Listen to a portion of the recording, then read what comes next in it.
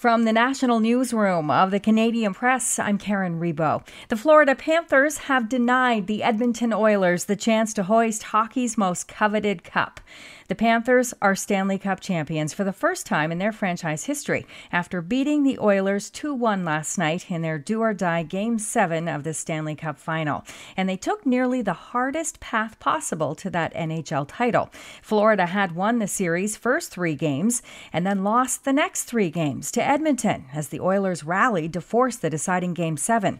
But the Oilers fell short, to the disappointment of the whole team and their legions of fans. Mary Lowen, better known as Mama Stanley, who dressed like a Stanley Cup while attending the fan gatherings, says the loss is heartbreaking, but she says the Oilers gave it their all.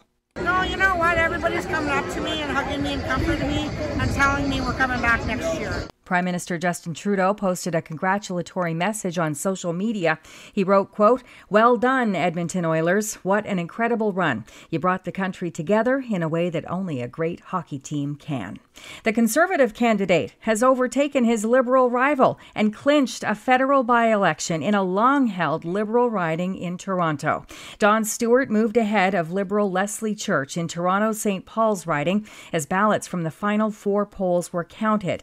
With all polls reporting before 5 a.m. local time, Stewart won the riding by 590 votes. The Midtown riding had been considered a safe seat for the Liberals for more than 3 decades, but became a bigger challenge amid a cranky electorate and a rise in anti-Semitism amid the Israel-Hamas war. StatsCan will give Canadians its latest read on inflation this morning with its May Consumer Price Index report. Canada's annual inflation rate in April was 2.7%. The Liberal government's changes to capital gains taxation come into effect today, despite significant pushback from business and physicians groups.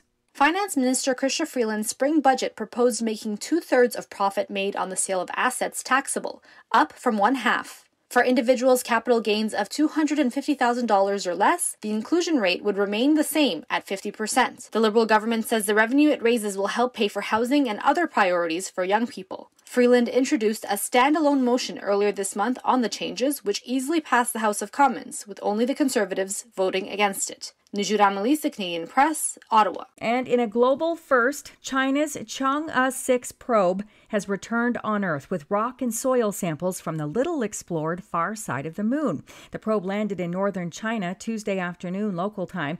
Chinese scientists anticipate the returned samples will include 2.5-million-year-old volcanic rock and other material the scientists hope will answer questions about geographic differences on the moon's 2 sides. This is the Canadian Press.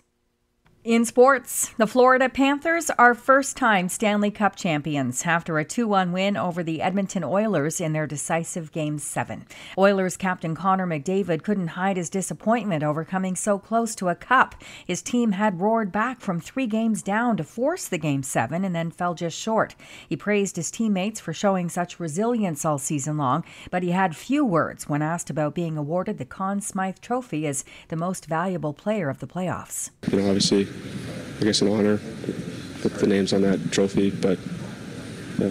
In a record-breaking performance, the 27-year-old superstar had 8 goals and 34 assists to lead the playoffs with 42 points.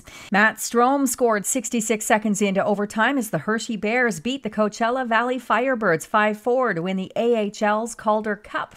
And the Toronto Blue Jays lost their 7th in a row, 7-6 to the Boston Red Sox. From the Canadian Press, I'm Karen Rebo. Thanks for listening. Don't forget to follow and subscribe. For more of today's top stories, visit thecanadianpressnews.ca.